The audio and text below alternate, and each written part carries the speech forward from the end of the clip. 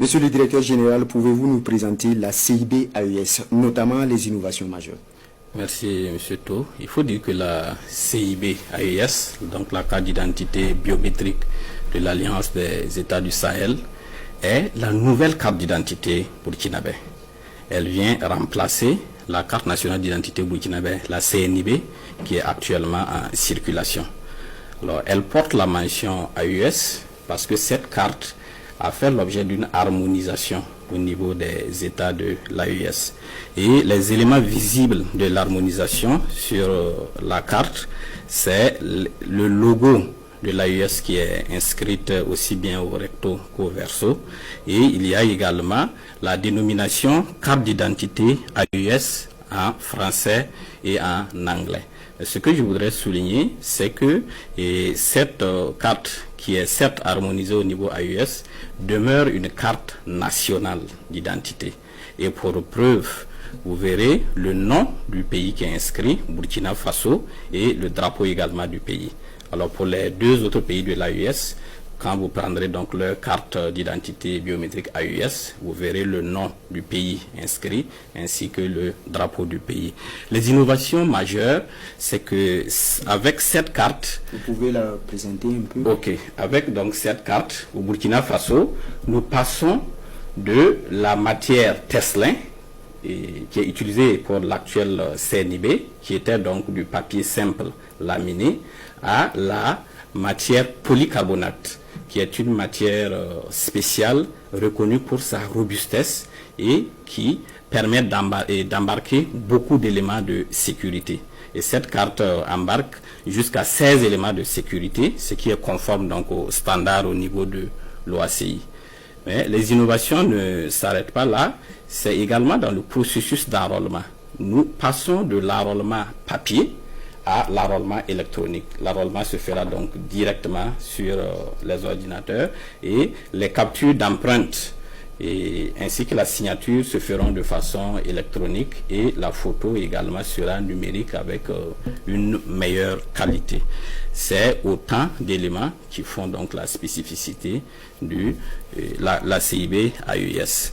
Alors j'ai avec moi ici une CNIB, voilà, donc vous pouvez voir, qui est donc en Teslin et celui-là qui est en polycarbonate. Pour vous montrer un peu la robustesse du polycarbonate, vous voyez que je peux le plier jusqu'à un certain niveau, donc, et le relâcher, il revient à sa place, ce qui n'est pas possible avec cette carte-là. Donc c'est déjà cette robustesse-là qui est un peu adaptée à nos réalités et qui permet également d'embarquer beaucoup plus d'éléments de sécurité. L'autre chose que je vais peut-être ajouter, c'est que avec la CIB AES, comme vous l'avez vu dans le reportage, on peut délivrer la CIB AES à partir de 5 ans.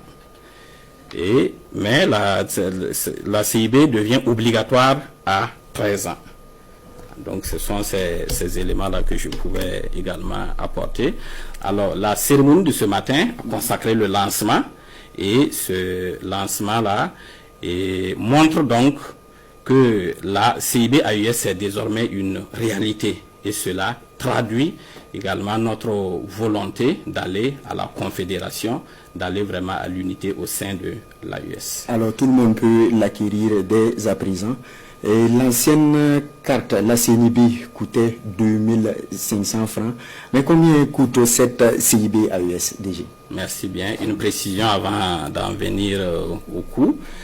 Alors, la production en masse, c'est-à-dire l'ouverture de la production à tous les citoyens, interviendra en janvier 2026.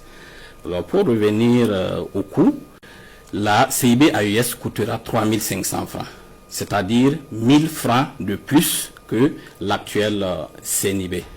Alors pourquoi donc il y a une augmentation? On constate une augmentation. Voilà, c'est déjà en raison des innovations là qui sont constatées donc au niveau de la carte d'identité biométrique AES. Le polycarbonate, la matière polycarbonate a un coût incompressible qu'il faut absolument répercuter sur le coût aux citoyens.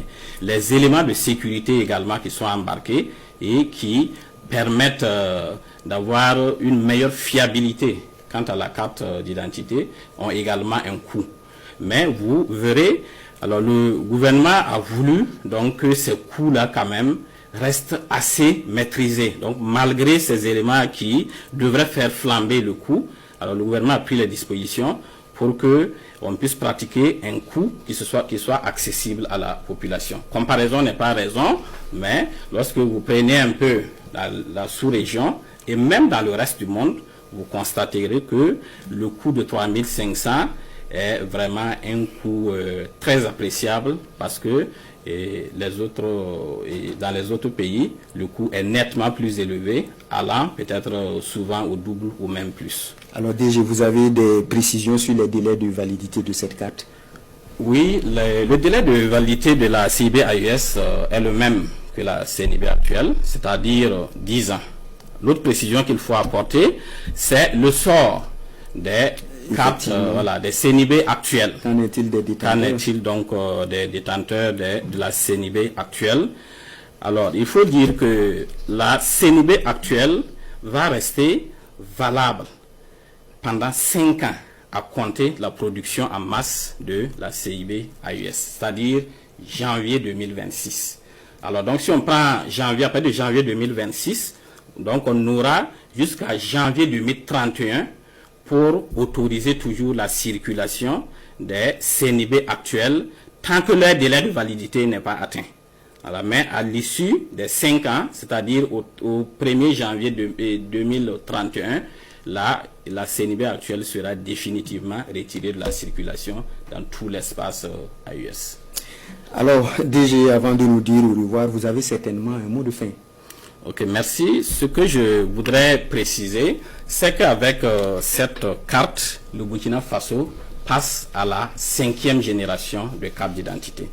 La première génération, c'était en 1960 avec la carte du citoyen voltaïque. La deuxième, en 1976 avec la carte nationale d'identité voltaïque. La troisième, en 1984 avec la carte d'identité burkinabé, la CIB, que beaucoup de notre génération ont possédé. Et la 4e génération, c'est la carte nationale d'identité burkinabé qui est actuellement en circulation. La 5e donc étant la carte d'identité biométrique de l'AES. Ce que je voudrais également ajouter pour terminer, c'est que alors les difficultés d'obtention de la carte d'identité qui sont actuellement peut-être constatées au niveau du pays sont dues donc à cette période de transition, de passage de la CNIB vers la CIB AES, mais les choses devraient donc se normaliser dès que la production en masse de la CIB AES va commencer. Mais d'ici là, voilà, nous faisons notre meilleur pour pouvoir prendre en compte les besoins d'identification de la population. Merci à vous, DG, pour ces informations. Restez avec nous pour la suite de ce journal. Merci,